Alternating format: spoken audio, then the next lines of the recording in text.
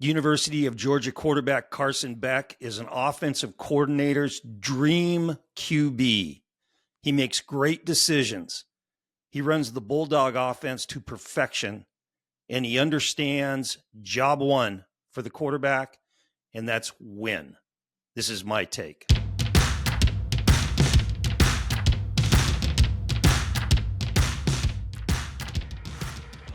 Tom Brady, the GOAT. Besides winning an amazing 7 Super Bowls, besides winning an amazing 5 Super Bowl MVPs, besides being named to the All-Decade team on 2 separate decades, besides being named to the NFL 100-year anniversary all-time team, besides holding 10 all-time NFL QB records, and besides being one of the greatest competitors and leaders from the quarterback position in NFL history, what really made Tom Brady great at the end of the day was he ran the offense. He executed the offense the way it was supposed to be done. He completed passes. He moved the sticks. He scored a lot of touchdowns and won a shitload of games. Listen to what Carson Beck recently said about the bottom line in playing quarterback. If you watch guys like Peyton Manning and Tom Brady and some of the greats during moments when you just couldn't stop them, it's because they're always in the right place with the ball at the right time. Sometimes it's boring to watch, but it wins football games. Obviously, it's cool to do something spectacular, but I'm out here to win, and when you have the talent that we have here at Georgia, it's about moving the ball down the field, getting first downs, and throwing touchdowns. That's the name of the game, and if it's boring, I'll take it. Carson Beck gets it. Carson Beck is a 6'4", 220-pound senior to be, and man, he's put in his time and paid his dues. And because he has been at the same school with basically the same offensive system and OC, and he's allowed that natural maturation process to take place both physically and mentally, he's put himself now in a spot where that's going to be paying dividends for him. Started last season. It's going to continue this year in the 2024 season. So a brief little history on Beck. He came to Georgia in 2020 and he redshirted. Okay, now the next year in 2021, he was in a quarterback room with 2 pretty damn good QBs. JT Daniels, who had been the guy before Stetson Bennett showed up, and then you had Stetson Bennett. And those are two guys that can play. And a young Carson Beck didn't hit the transfer portal. Didn't hit it. I'm a big fan of his already. So he got a couple of snaps in that year, and then we roll around to 2022. JT Daniels is out, and Bennett remains, and Beck is a backup.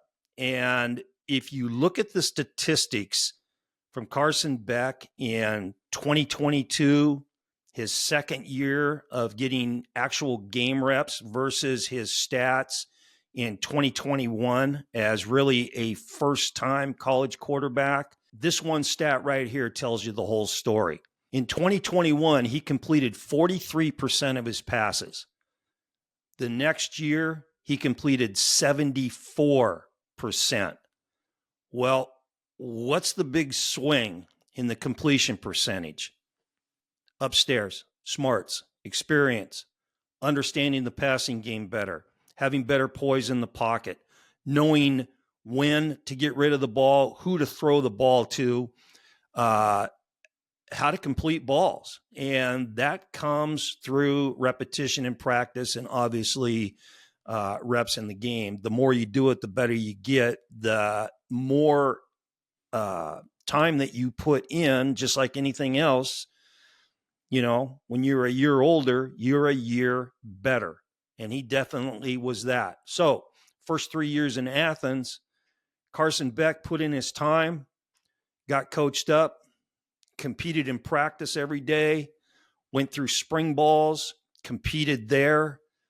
As we talked about, the natural maturation process, I tried to drive this point home when I talked about Arch Manning. Any quarterback, it doesn't matter who it is. When you're talking about a college quarterback, it could be junior college, NAIA, Division II, all the way up to D1. There is a huge difference between a first-year quarterback and a third or a fourth-year quarterback. Huge. It's night and day. Staying with one program, being coached by the same quarterback coach, the same OC. These guys that do that, by the time they're fourth or fifth year guys, they are seasoned vets. They've seen everything. They've gone through every situation. They've have had everything thrown at them. They've played in every big game, in every big stadium, against every great defense, with all kinds of expectations heaped upon them. And as far as Carson Beck goes in Georgia, you're talking about playing in one of the brightest spotlights of any Division I quarterback in the country. And when you look at him on the sideline of games, he looks like he's out in the park playing Frisbee. He's just really unflappable. And that's one of the things that I really like about him. So Bennett is out after, having a fabulous career for the Bulldogs. And then Kirby Smart hands the keys to the Lamborghini over to Carson Beck for this last season. Now, let's talk about real quickly the big difference between Carson Beck and me. So Beck is tooling around Athens, Georgia in a Lamborghini. And back in the late 70s and early 80s, I was tooling around Corvallis, Oregon and Pocatello, Idaho in a brown Pinto.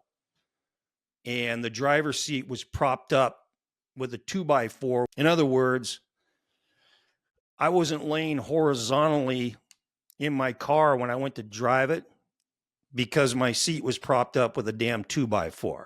That's the difference between me and Carson Beck. Okay, getting back to the important stuff.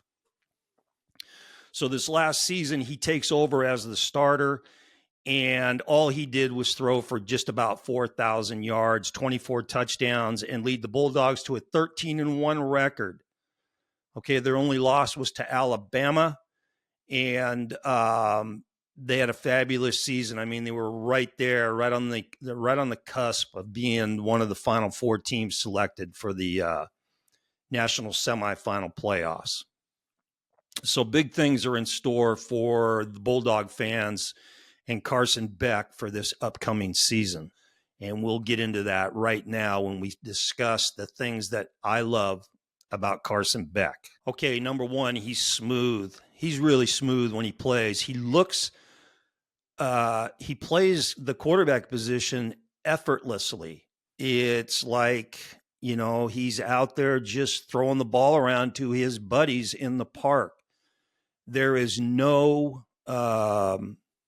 panic about him. He has no frantic to his game. He's just really smooth in what he does. He's poised. Now, Georgia's offensive line may have a lot to do with that. Those guys are studs, and they really protect him great. But when he's in the pocket, you can tell when things start to break down around him. He makes good decisions, whether that's checking the ball down or pulling it down and running. He doesn't get rattled. He executes the offense in the pocket and keeps his poise while he's doing it. Beck's really smart out there on the field, and I mean that in terms of preserving his body to line up and run the next snap. So when he's running the ball, when he's forced to pull it down and go, you almost always see him slide. So he is never taking those unnecessary hits, and that's really smart on a quarterback's part. He's not built to be lowering his shoulder and trying to truck dudes when he runs the ball.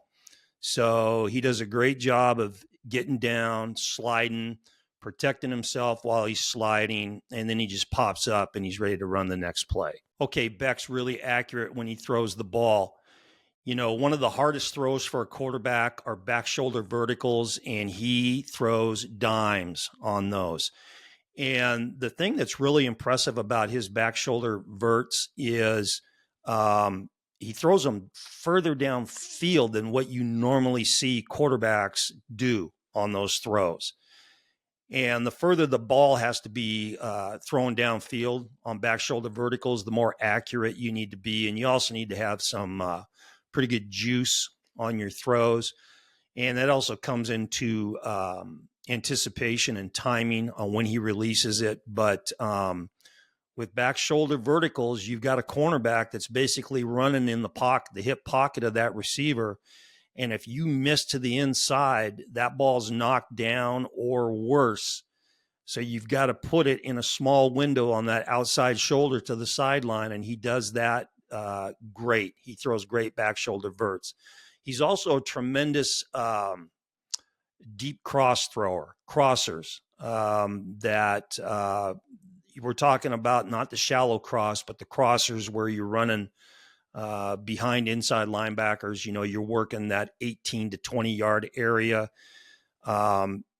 They throw a lot of crossers in the Georgia offense, and two reasons for that. Number one, they're very effective against man or zone coverage. And number two, they throw a lot because Beck's really good at throwing those. Okay, he anticipates throws. Now I'm going to show you this one example of a route here where you get the point of view behind Carson Beck, so you really get a good feel on this play. Now, defensively, coverage-wise, they're going to go to a cover 3, so they're going with one safety high. And Beck knows this when the ball's snapped, and he knows that against that coverage, you got two big giant gaps or holes or patches of grass on either side of that free safety, okay, and behind the underneath coverage. So you can see here they're running this crossing route, and Beck now, as he delivers the ball, because he can see this big patch of grass here to his right, as he's looking downfield, he doesn't wait for the receiver to get there and throw it. He throws it before the guy clears the underneath coverage, so the ball shows up when the receiver gets to that grass. Now, that does one big thing for your passing game. Anytime you can get the ball to your receivers when they're the most open in that patch of grass, now you're talking about catch and run versus catch and get tackled. And that's a big play. You know, if you can catch the ball and run for 10, 15, 20, 25 more yards, as opposed to catching it and getting tackled for a 15 to 18 yard completion, I mean, both are good, but one is definitely better than the other.